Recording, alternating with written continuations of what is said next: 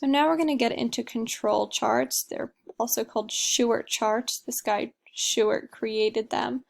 And this is just going to be of some sort of characteristic. And the two we're going to talk about today are R charts, which are based on the range, and this X bar chart, which is used to monitor mean. And this control chart consists of values plotted sequentially over time. Well, we said in the beginning, if we remember the definition for process data, that's data that is listed sequentially over a period of time. And it includes the center line, the lower control limit, and the upper control limit. So today we're going to be creating these graphs. The center line represents that central value.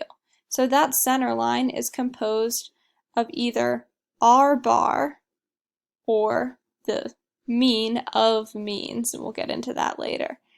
And the control limits are these boundaries, and this is where we talk about these points that are significantly high or significantly low.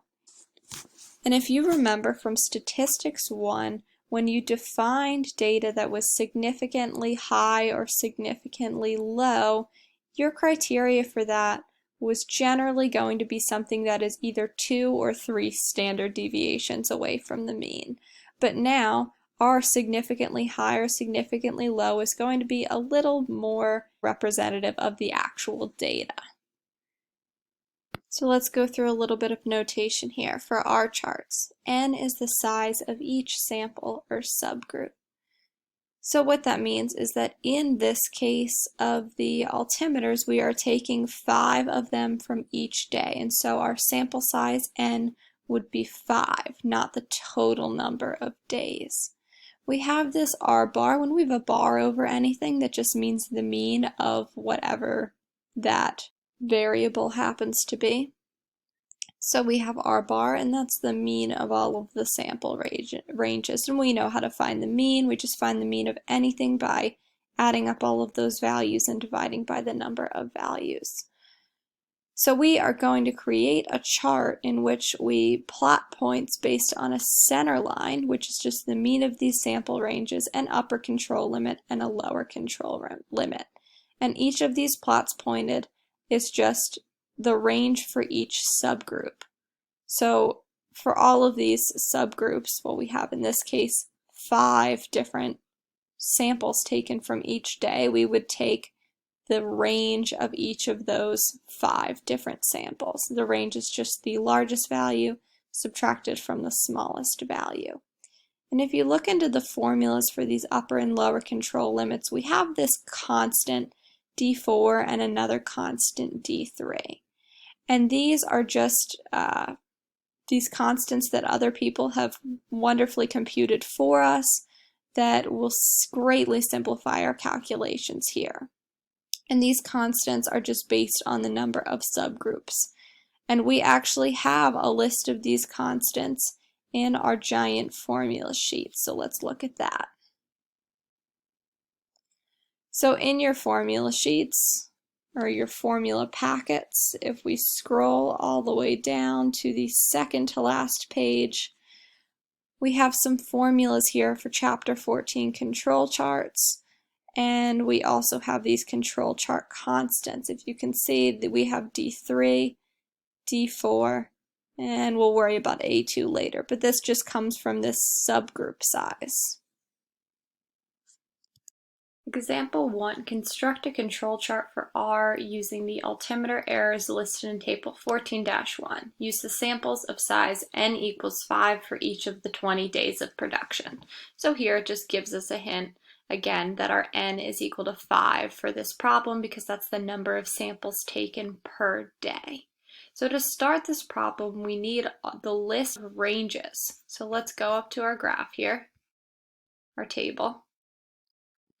And the only thing we really need is just the list of ranges for each day. We don't need these values, we just need all of these ranges, being that it's a control chart for the range R. So let's just copy and paste this list of ranges. So now that we've got our list of ranges from that large table on the first page here, let's start by finding R bar. So we know that R bar is just equal to the average of all of these ranges.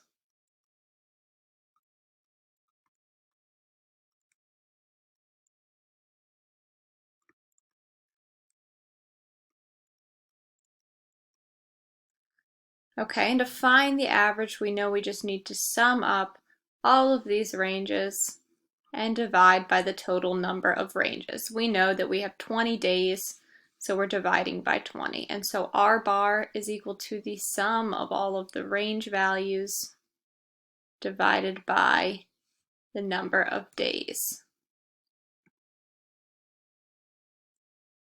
All right, so let's sum up all of these ranges in our calculator.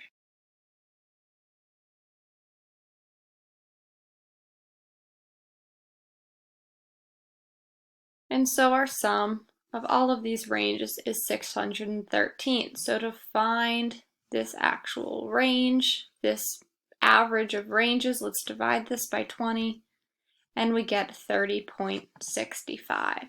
And so our R bar is equal to 30.65.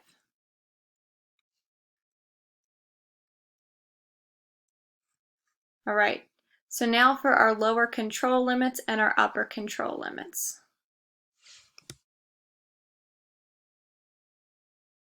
The formula for lower control limit is this constant d sub 3 times R bar, the R bar that we just found. Our upper control limit is equal to d sub 4, just another one of these constants, times R bar. So we've already got our R bar here. Let's find these two constants D3 and D4 using our table. So looking at our list of control chart constants, we remember that our subgroup size is 5. We have 5 samples taken from each day. We need our D3 and our D4. Well, our D3 is 0.000, so just 0. Our D4 is 2.114 for a sample size of 5. And if you notice all of these D3s up to a subgroup size of 7, all of these are 0. So it's very likely that our lower limit for a lot of these control charts is just going to be 0 for the range, of course.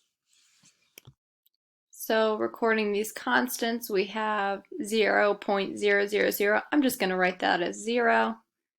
And our D4 was 2.114. And our R bar in both cases was 30.65.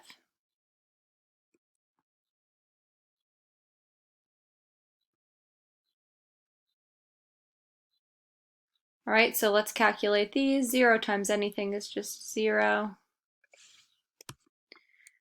And now we've got 2.114 times 30.65, and we get 64.7941.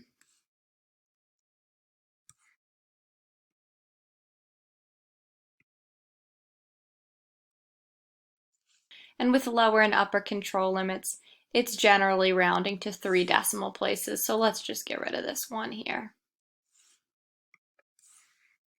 All right, so now for actually constructing our control chart. So we're going to construct a graph. I'm going to sketch a graph here in a moment with this R bar, lower control limit, and upper control limit, and then we're going to have to plot our different range points. So let's quickly sketch that graph. All right, so we are sketching this R chart, and we know that the days has to be our x-axis. Our x-axis is always this time. And we know we have 20 days, so let's just mark this with tick marks for every even day.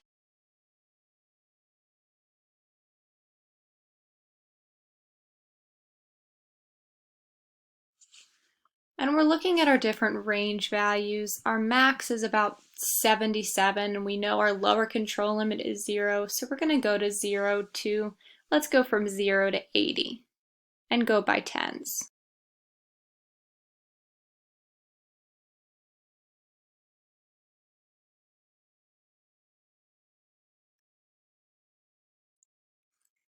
All right, and we know on our y-axis is our list of ranges. And because we're only worried about the sample of values here, we can call this the sample range. So now let's plot this horizontal center line, and that is our R bar at 30.65. So just above 30, we have our R bar. And now we have the lower and the upper control limits. Our lower is at 0. So let's just draw this to show that it's supposed to be 0. So our lower control limit at 0. And then we've got our upper control limit at 64.79, so almost about 65.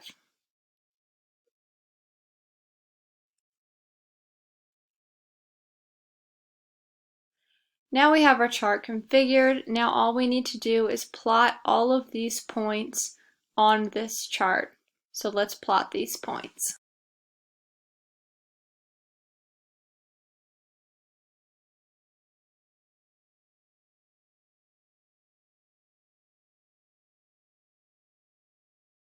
So now that we've plotted all of our points, let's just connect the dots and draw these zigzags.